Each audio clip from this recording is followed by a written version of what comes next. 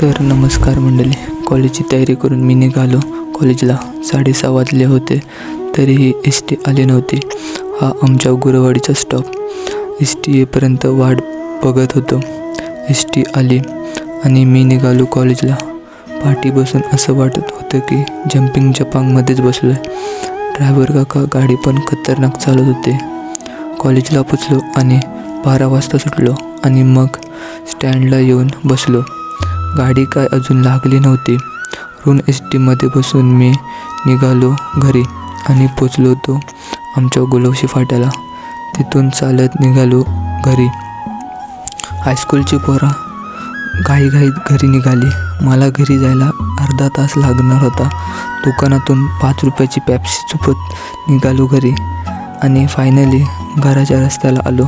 हे आहे आमच्या वाडीचं समाज मंदिर. आता घरी जातो, हातपाय धुवून जेवतो आणि झोपतो. भेटूया पुढच्या व्लॉगमध्ये. धन्यवाद. व्लॉग आवडल्यास लाईक, शेअर आणि फॉलो करायला विसरू नका.